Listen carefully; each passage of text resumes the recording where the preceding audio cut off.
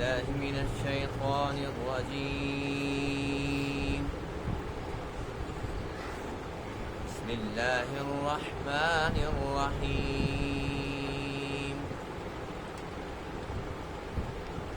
ولا يحسبن الذين كفروا سبقوا إنهم لا يعجزون. وأعدوا لهم ما استطعتم من قوة ومن رباط الخيل ترهبون به عدو الله وعدوكم وآخرين من دونهم لا تعلمونهم الله يعلمهم. وما تنفقوا من شيء في سبيل الله يوفى إليكم وأنتم لا تظلمون. صدق الله العظيم.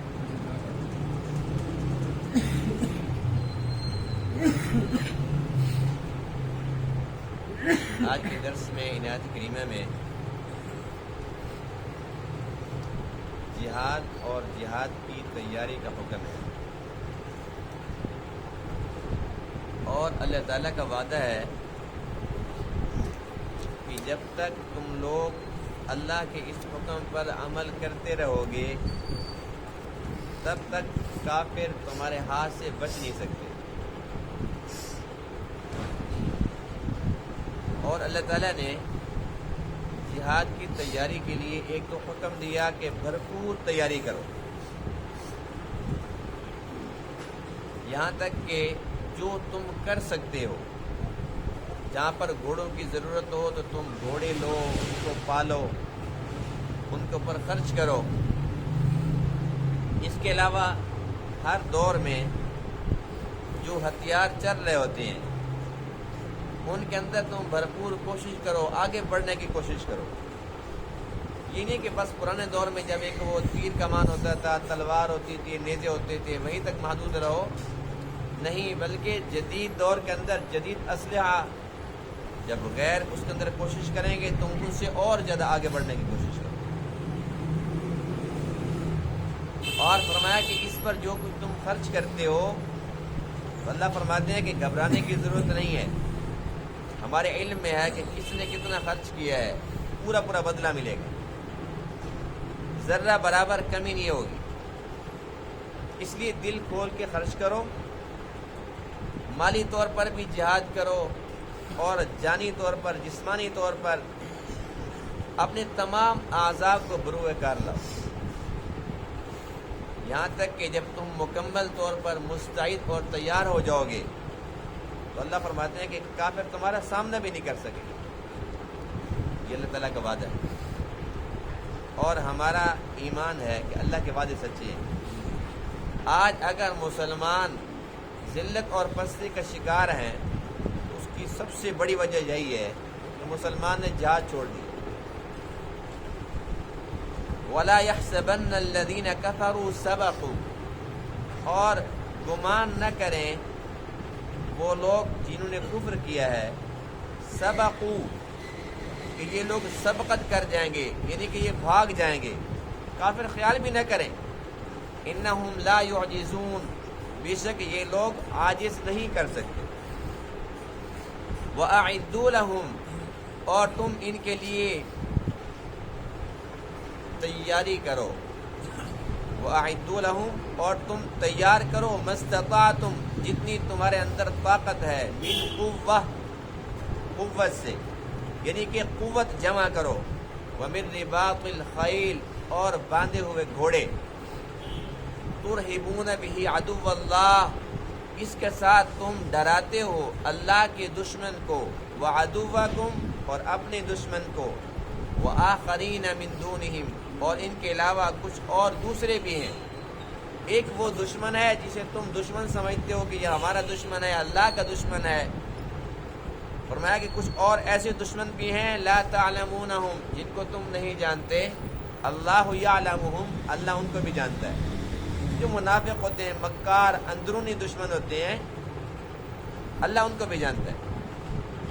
وما تنفقوا من شیء، اور جو کوئی تم خرچ کرتے ہو فی سبیل اللہ، اللہ کی راہ میں، یوفی الیکم، تمہیں پورا پورا بدلہ دیا جائے گا، وانتم لا تظلمون، اور تمہارے ساتھ کوئی زیادتی نہیں کی جائے گی۔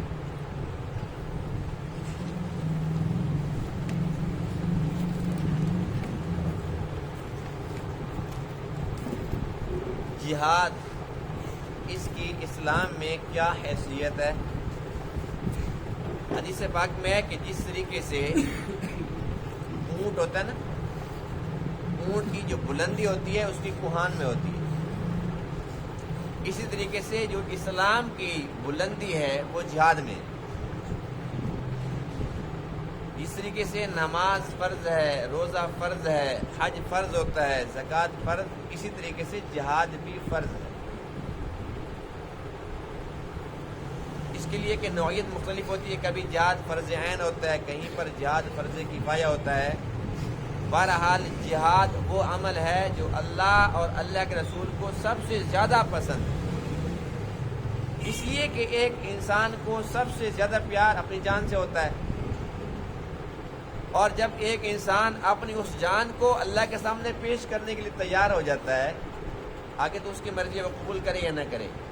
جب انسان نے یہ جان پیش کر دی، اللہ فرماتے ہیں کہ بس یہ امتحان کے اندر سرخرو ہو گیا، کامیاب ہو گیا۔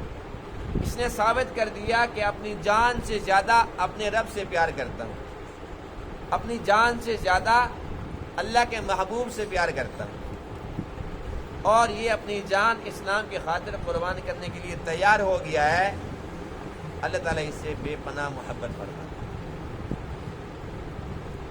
ظاہر سی بات ہے کہ کوئی بھی کام ہوتا ہے وہ پہلے سیکھنا پڑتا ہے، اس کے لیے تیاری کرنی پڑتی ہے۔ پھر جہاد تو اتنا بڑا عمل ہے، تو اللہ فرماتے ہیں کہ اس کے لیے پہلے تیاری کرو۔ یہ نہیں ہے کہ بس تم جان ہتھیلی پہ رکھ کے آ جاؤ اور تم مرنے کے لیے تیار ہو جاؤ، پہلے تو تم کافروں کو مارنے کے لیے تیار ہو جاؤ۔ اس مارنے کے اندر تم مر بھی سکتے ہو، نیت مرنے کی نہ ہو، نیت مارنے کی ہو کہ میں نے اللہ کے دشمنوں کو مارنا ہے، جو اسلام کے پھیلنے کے اندر رکاوٹ ہے، میں ان کو ماروں گا، یا تو یہ اسلام قبول کریں یا دنیا سے ختم ہو جائیں۔ نیت تو اس کی یہی ہے کہ جب وہ رکاوٹیں ختم ہوگی تو پھر اسلام ہی اسلام ہوگا، اسلام کا بول بالا ہوگا۔ تو اللہ فرماتے ہیں کہ اس کے لیے پہلے تم تیاری کرو۔ وَأَعِدُّوا لَهُم مَّا اسْتَطَعْتُم مِّن قُوَّةٍ وَمِن رِّبَاطِ الْخَيْلِ، قوت جمع کرو اور فرمایا کہ گھوڑے پالو۔ ایک حدیث پاک میں ہے کہ جو گھوڑا ہے اس کی پیشانی کے اندر اللہ نے خیر رکھی ہے اور یہ قیامت تک رہے گی۔ اب ہم سمجھتے ہیں کہ گھوڑوں کی تو ضرورت ہی نہیں ہے اب، لیکن ابھی بھی ضرورت ہے۔ ایسے علاقے ہیں جہاں پر اب بھی گھوڑے کی اشد ضرورت پڑتی ہے، پہاڑی علاقے ہیں وہاں پر گھوڑے کام آتے ہیں، گھوڑے کی ضرورت ہر دور میں رہے گی۔ ایک حدیث پاک میں ہے کہ جو گھوڑے ہوتے ہیں وہ 3 قسم کے ہوتے ہیں۔ کتنی قسم کے؟ نمبر 1 فرمایا کہ رحمان کے گھوڑے، نمبر 2 شیطان کے گھوڑے، اور نمبر 3 انسان کے گھوڑے۔ اس کی تشریح کچھ یوں ہے کہ ایک بندے نے ایک گھوڑا پالا اور اس کی نیت یہ ہے کہ میں جہاد کے لیے گھوڑا پال رہا ہوں، میرا مقصد یہ ہے کہ میں اس پر جہاد کروں گا۔ اب اللہ کے نبی فرماتے ہیں کہ یہ جو گھوڑا اس نے پالا ہوا ہے، یہ گھوڑا کھاتا ہے، پیتا ہے، یہ سارا کا سارا اس کے نام اعمال میں لکھا جا رہا ہے، یہاں تک کہ یہ گھوڑا لید کرتا ہے، وہ بھی اللہ کو اتنی پسند ہے، نام اعمال کے اندر اس کا بھی وزن ہو۔ رحمان کا گھوڑا ہے، اس کی اپنی خواہش کا نہیں ہے، رحمان کا ہے، اس پہ چارہ خرچ کرتا ہے۔ اللہ فرماتے ہیں کہ یہ تیرے ضائع نہیں ہوئے۔ اور فرمایا کہ نمبر 2 شیطان کا گھوڑا۔ شیطان کا گھوڑا وہ ہوتا ہے جس طریقے سے آج کل لوگ گھوڑے پالتے ہیں اور اس کے بعد پھر وہ ریسیں لگاتے ہیں، اس پہ جوا لگاتے ہیں، اور ریاکاری، فخر، دکھاوا، اور کوئی مقصد نہیں ہوتا. یہ شیطان کے گھوڑے. نمبر 3، انسان کا گھوڑا. ایک بندہ گھوڑا لیتا ہے اور کہتا ہے جی بس میں نے اپنی ضرورت کے لیے لیا ہے، نہ تو کہیں جوے پہ ریس پہ استعمال کرتا ہے، اور نہ اس کی نیت جہاد کی ہے، نہ نفع نہ نقصان ہے. تو اللہ تعالیٰ کو وہ گھوڑے پسند ہیں جو اس کے ہیں، جو رحمان کے ہیں، وہ اللہ تعالیٰ کو بہت زیادہ پسند ہیں. تو آج کے درس میں اس آیت کریمہ کے اندر جن گھوڑوں کا تذکرہ ہے وہ رحمان کے گھوڑے. تو اللہ فرماتے ہیں کہ ان گھوڑوں کو تم لو، ان کو پالو، ان کی خدمت کرو، یہ عبادت ہے. اور فرمایا کہ قوت جمع کرو. اب یہ جو قوت ہے اس کی تشریح حدیث پاک میں ہے. ایک مرتبہ حضور علیہ الصلوۃ والسلام نے ارشاد فرمایا، الا ان القوت رمی، سن لو، خبردار ہو جاؤ، جو قوت ہے وہ تیر میں ہے. اس دور میں تیر سب سے ٹاپ پہ تھا، اس لیے کہ جب جنگ کے اندر تلوار کے ساتھ جنگ کرنی ہوگی تو تلوار کہاں تک کام دکھا سکتی ہے؟ سامنے بندہ ہوگا تو اس کے ساتھ، یعنی کہ آمنے سامنے جنگ ہوگی تلوار کے. اسی طریقے سے اگر وہ نیزہ ہے، اس کے پاس کوئی برچی ہے، تو ظاہر ہے وہ سامنے سے مارے گا. تیر اس وقت کا بڑا ہتھیار تھا کہ دیکھو جی دور سے مار دیا، اور یہ بڑا اس کا نشانہ ہے جی، دور سے تیر مارتا ہے. تو یہ اس وقت کا بڑا ہتھیار تھا. اس لیے فرمایا کہ قوت جو ہے وہ تیر میں ہے. لیکن اس دور کے اندر آج بھی اس آیت کے مطابق جو سب سے زیادہ قوت والی چیز ہے اللہ کو وہ پسند ہے. اس دور میں تیر تھا، اس کے بعد پھر وہ وقت بدلتا رہا، اور آج ایٹمی دور ہے. سب سے زیادہ قوت کس چیز میں ہے؟ ایٹم بم میں. دنیا اسی سے ڈرتی ہے. اللہ کا شکر ادا کرتے ہیں الحمدللہ کہ ہمارا ملک پاکستان پہ ایٹمی طاقت ہے. اگر ہمارے پاس یہ نہ ہوتا، یہ قوت نہ ہوتی، تو یہ ہندوؤں میں چھوڑتے. انڈیا کب کا اپنا کام کر چکا ہوتا. وہ ڈرتا ہے کہ یہ قوت ان کے پاس بھی ہے. تو ہر دور میں جو زیادہ قوت والا اسلحہ ہے اس میں ساری کے ساری شامل ہیں. جیسے اب آج کل یہ جہاز ہیں، جنگی جہاز ہو گئے، یہ ٹینک ہو گئے، یہ ابدوزیں ہو گئی، میزائل ہو گئے، ایٹم بم، یہ ساری چیزیں اللہ کی منشا یہ ہے کہ مسلمانوں کے پاس ہونی چاہیے. یہ حکم کس کے لیے؟ کافروں کے لیے؟ مسلمانوں کے لیے. اللہ نے ہمیں حکم دیا ہے کہ تم ان پہ خرچ کرو اور اپنی تیاری رکھو، ہر وقت تیار رہو. اللہ فرماتے ہیں کہ جب تمہارے پاس سب کچھ ہوگا، ترہبون بھی عدو اللہ، اس کے ساتھ تم اللہ کے دشمن کو ڈراؤ گے، روب ہوگا تمہارا. ظاہر ہے ایٹمی طاقت ہے تو روب ہے کہ نہیں؟ ہم سے کئی گنا بڑا ملک ہم سے کیوں ڈرتا ہے؟ ان کے پاس ایٹم بم ہے. الحمدللہ. تو اللہ فرماتے ہیں کہ اس کے ساتھ تم اللہ کے دشمن کو، وعدوکم، اپنے دشمن کو، وآخرین من دونہم، کچھ دوسرے بھی ہیں، لا تعلمونہم، جن کو تم نہیں جانتے. جب یہ آیات نازل ہو رہی تھی اس وقت جو دشمن تھے وہ کون تھے؟ مشرکین مکہ. اور یہ وہ دشمن تھے جو اللہ کے بھی دشمن تھے اور اللہ کے رسول کے اور صحابہ کے بھی دشمن تھے. کچھ دوسرے ایسے تھے جن کے بارے میں اللہ فرماتے ہیں کہ تم تو نہیں جانتے لیکن میں جانتا ہوں. یہ کون تھے؟ ایک تو یہودی تھے، بنو قریظہ کے یہودی، جو اندر سے سازشیں کرتے تھے، اندرون خانہ دشمنی کرتے تھے. اور اس کے ساتھ ساتھ روم اور ایران والے تھے. ایران شروع سے سازشی رہا ہے، آج تک، نہ جانے کب تک رہے گا. بہرحال اس دور میں یہ تھے. اور آج کے دور کے اندر اب ہم کیا سمجھتے ہیں؟ جی انڈیا ہمارا دشمن ہے، ہم سب یہی کہتے ہیں نا. تو یہ وہ دشمن ہے جو ہمارے سامنے ہے.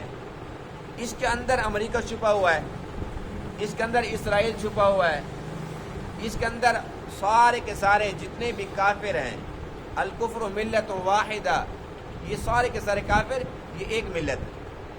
اندر سے سارے کے سارے اکٹھے ہیں.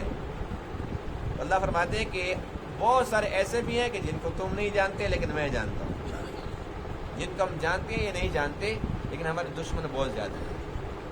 دیکھتے نہیں ہو کہ جب افغانستان کی باری آئی تو سارے کے سارے وہ یورپی تھے سب اکٹھے نہیں ہو گئے تھے، سارے اکٹھے ہو گئے تھے۔ جب کسی مسلمان کے خلاف کوئی محاذ کھولنا ہو تو سب کے سب وہ ایک ہو جاتے ہیں، ایک دوسرے کو بے شک برا بھلا کہتے ہوں، ایک دوسرے کے دشمن بھی کیوں نہ ہوں، لیکن مسلمانوں کے خلاف سب کے سب ایک ہیں۔ تو اللہ فرماتے ہیں کہ یہ تب ڈریں گے جب تم میرا کہا مانو گے، جب تم میری منشا کے مطابق جہاد کے لیے تیار ہو جاؤ، اور تیاری جانی طور پر بھی اور مالی طور پر بھی۔ مالی طور پر تو صورتحال یہ ہے کہ حدیث پاک میں اور قرآن مقدس میں بھی ہے کہ جو کوئی 1 روپیہ خرچ کرتا ہے تو 1 کے بدلے 10۔ حدیث پاک میں ہے کہ یہ عام حالات میں ہے، مجاہدین کے لیے نہیں ہے، یہ عام لوگوں کے لیے ہے۔ جو مجاہد ہیں، جو جہاد پر 1 روپیہ خرچ کرتا ہے تو اس کی ابتدا بھی 700 گنا سے ہوتی ہے، 10 گنا نہیں ہے۔ حالانکہ ہر عمل کے لیے قرآن کہتا ہے من جاء بالحسنہ فلہ 10 امثالھا، جو بھی کوئی نیکی کرتا ہے تو 1 کے بدلے 10 ہے۔ لیکن حدیث پاک میں ہے کہ جو کوئی شخص جہاد پر 1 روپیہ خرچ کرتا ہے ابتدا ہوتی ہے 700 گنا سے۔ ایک صحابی ہے اور آ کر ایک اونٹنی پیش کی، یا رسول اللہ صلی اللہ علیہ وسلم یہ جہاد کے لیے میں نے اونٹنی پیش کر دی ہے۔ فرمایا کہ قیامت کے دن اللہ تعالیٰ 700 اونٹنیاں جو ساز و سامان سے لدی ہوئی ہوں گی اللہ تجھے دے گا، 1 کے بدلے 700، اور یہ ابتدا ہے۔ پھر جتنا خلوص زیادہ ہوگا اتنا اللہ تعالیٰ بڑھاتا رہے گا، یہاں تک کہ پھر اللہ تعالیٰ اپنی شان کے مطابق عطا فرمائے۔ یہ تو تھا اللہ کا حکم جو ہم نے آج کے درس کے اندر ان آیات کریمہ کے اندر پڑھا۔ اب اس کے بعد نظر دوڑاتے ہیں اپنے عمل پر کہ ان آیات کے مطابق ہمارے اندر عمل کتنا ہے۔ حضور علیہ الصلوۃ والسلام کو یہ جہاد کی تیاری کتنی پسند تھی۔ مسجد نبوی شریف کے اندر حضور علیہ الصلوۃ والسلام اپنے پیارے صحابہ کو مشق کراتے تھے، ٹریننگ دیتے تھے خود، اور حضور علیہ الصلوۃ والسلام نے تیر کمان بھی رکھا ہے اور تلوار بھی اور نیزہ بھی، یہ تمام اسلحہ اپنے پاس خود رکھا ہے، استعمال فرمائے۔ ہم ان آیات کو پڑھتے ہیں، یقین جانیے انتہائی معذرت کے ساتھ جب ہم یہ آیات آج پڑھ رہے ہیں تو ہمیں ایسے لگ رہا ہے کہ شاید ان کی تو ضرورت ہی نہیں ہے۔ ایسے لگ رہا ہے کہ نہیں لگ رہا؟ سچی سچی دل سے کہنا، کوئی نہیں دیکھ رہا، ایسی بات نہیں۔ ہمیں ایسے لگ رہا ہے کہ ابھی ہم ان پہ ہم تو نہیں عمل کر سکتے، یہ ہمارے لیے ہے ہی نہیں، نعوذ باللہ من ذالک۔ حالانکہ یہ حکم اللہ نے تمام ایمان والوں کو دیا ہے، لیکن آج یہ عمل جو کہ اسلام کی سربلندی کے لیے تھا، آج یہ اتنا بدنام کر دیا گیا ہے کہ کوئی بھی مسلمان جہاد کا نام لینے کے لیے تیار نہیں ہے۔ کہتے حالات خراب ہے، بھائی مرنا ہے۔ اگر کوئی اس موضوع پر بات کرتا ہے تو بھائی کہتے ہیں یہ تو لاپتہ ہو جائے گا، بس یہ تو گیا۔ اور یہ پراپیگنڈا اتنا عام ہو گیا کہ ہمارے اندر سے اللہ کا ڈر ختم ہو گیا، غیروں کا ڈر آ گیا۔ اب کیا کریں، ان آیات کو پھر قرآن سے نکال دیں، ان کو پڑھنا چھوڑ دیں، اس کی تشریح چھوڑ دیں؟ نہیں، بلکہ ان پر عمل کرنے کی کوشش کریں۔ اور ہماری بدنصیبی دیکھو، کہاں اللہ حکم دیتا ہے کہ تم اتنے تیار ہو جاؤ ترہبون بھی عدو اللہ وعدوکم، کہ تمہارا اور اللہ کا دشمن ڈرے۔ آج مسلمانوں کی حالت یہ ہے، اپنے دشمنوں سے بھیک مانگتے ہیں اسلحہ کی۔ جو ہمارے دشمن ہیں کیا وہ ہمیں دیں گے؟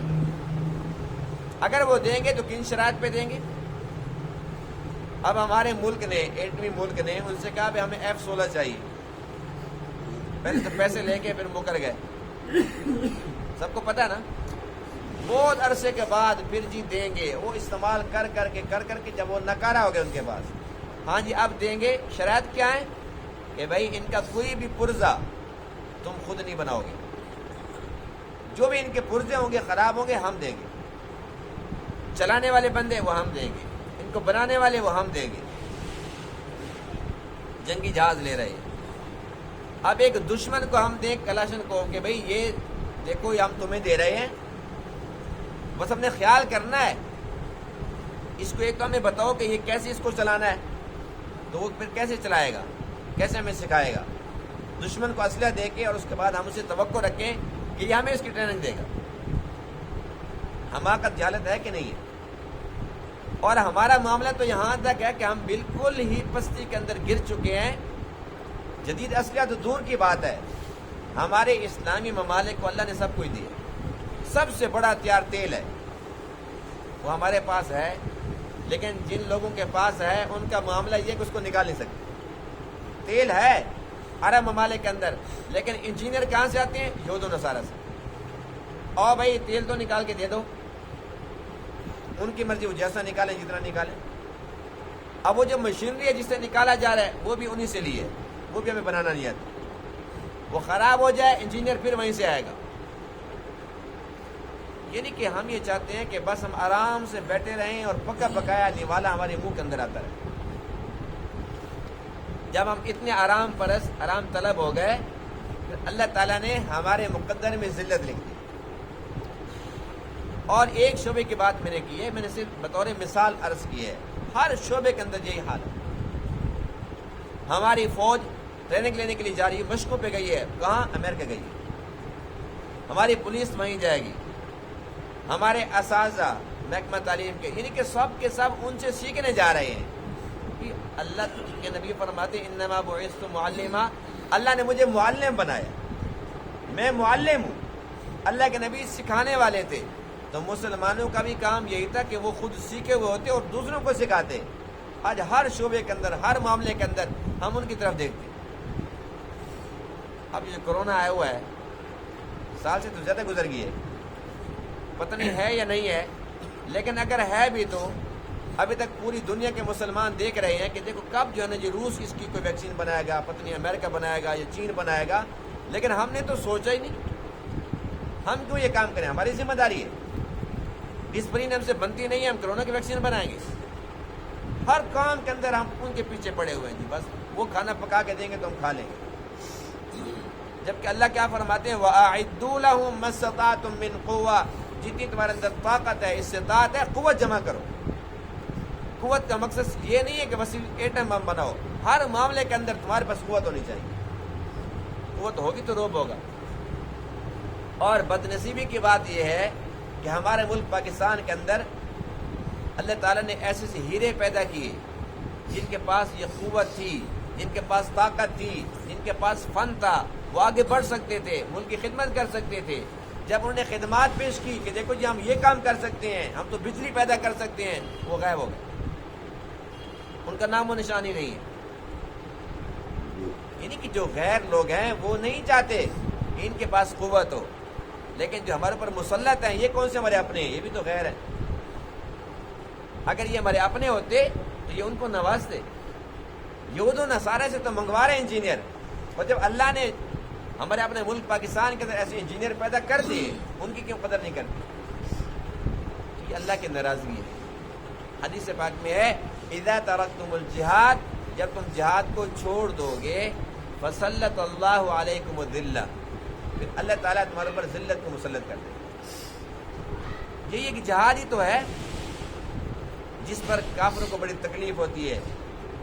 نماز ہم یہاں پڑھتے ہیں, کیا انڈیا کے اندر پابندی ہے؟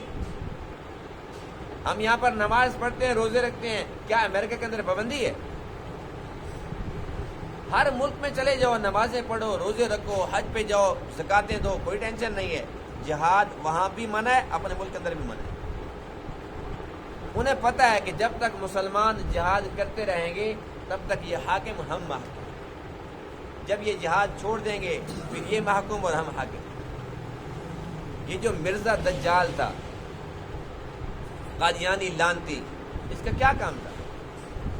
وہ خود لکھتا ہے کہ مجھے انگریزوں نے پیسے دیے اور انہوں نے کہا کہ بھئی ایک ہی کام کرنا ہے کہ مسلمانوں کے اندر سے جہاد کی روح ختم ہو جائے.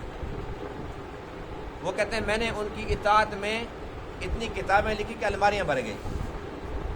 اس کی اپنی کتابوں میں لکھا ہوا. اور وہ کہتے جی میرا مشن کیا ہے؟ اس کا مشن ایک ہی تھا, وہ کہتا تھا چھوڑ دو اے دوستو جہاد کا خیال, دین میں حرام ہے جنگ و قتال۔ اللہ حکم دیتا ہے جہاد کرو، اللہ کے نبی فرماتے ہیں کہ میں جنگوں والا نبی ہوں، حدیث پاک ہے۔ اور یہ مرزا لاندھی کیا کہتا ہے؟ دین میں حرام ہے جنگ و قتال۔ کافر سمجھتے تھے کہ جب تک یہ جہاد کرتے رہیں گے تب تک یہ پٹنے والے نہیں ہیں۔ انہوں نے مرزا لاندھی کو پیسے دیے اور کہا ایک ہی کام کرنا ہے کہ بس جہاد ختم ہو، جہاد ختم ہو، اور اس کام کے اندر لگا رہا۔ پوری زندگی اسی مشن پر وہ چلتا رہا۔ آج صورت آج یہی ہے کہ غیروں کی جو محنت تھی وہ کامیاب ہو گئی۔ آج جو نئی نسل ہے وہ جہاد کے نام سے ڈرتی ہے۔ جہاد تو ہم نے کیا کرنا، شہادت کی موت کی دعا بھی نہیں کرتے، ڈرتے ہیں کبھی قبول ہوگی تو پھر ہم نے تو ابھی نہیں مرنا بھائی۔ اس زندگی سے اتنا پیار ہے اور ہمیشہ کی زندگی سے کوئی پیار نہیں، ڈرتے ہیں بہت سے۔ اس بات کی ضرورت ہے کہ ہم تھوڑا سا ٹھنڈے دماغ سے سوچیں اور بیٹھ کر اپنا محاسبہ کریں کہ اللہ کا حکم کیا تھا، اللہ اور اللہ کے رسول کی چاہت کیا تھی، اور ہم کر کیا رہے۔ جب تک ہم اس کام پر نہیں آئیں گے، جب تک بدعملی کا شکار رہیں گے، تب تک لاکھوں دعائیں مانگیں، کروڑوں دعائیں مانگیں، لیکن ذلت ختم نہیں ہوگی۔ جب تک اللہ کے حکم کے مطابق زندگی بسر نہیں کریں گے، جب تک اللہ کے اس حکم پر عمل نہیں کریں گے، تب تک ایسے ہی ذلیل رہیں گے۔ پوری دنیا کے اندر آئے مسلمان پٹ رہا ہے، ذلیل ہو رہا ہے، لیکن اس کے باوجود وہ اس کام پر آنے کے لیے تیار نہیں ہے، ڈرتا ہے۔ وہ کہتے ہیں جی بس میں کیا کروں، میرے بس میں نہیں ہے۔ کوئی کہتا ہے جی میں بچے پال رہا ہوں، یہ تھوڑا جہاد ہے۔ بھائی مہنگائی کے خلاف آج کل میں تو بس آواز اٹھا رہا ہوں، یہ تھوڑا جہاد ہے۔ بھئی حکومت یوں کر رہی ہے، میں حکومت کے خلاف یہ کر رہا ہوں، یہ تھوڑا جہاد ہے۔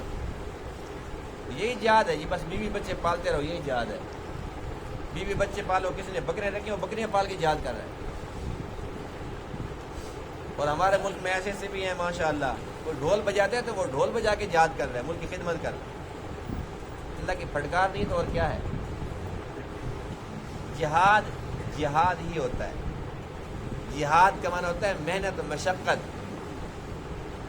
اور اپنی یہ عیش پرستیاں کر کے اس کو جہاد کا نام دینا، یہ اپنے آپ کو دھوکہ دینا۔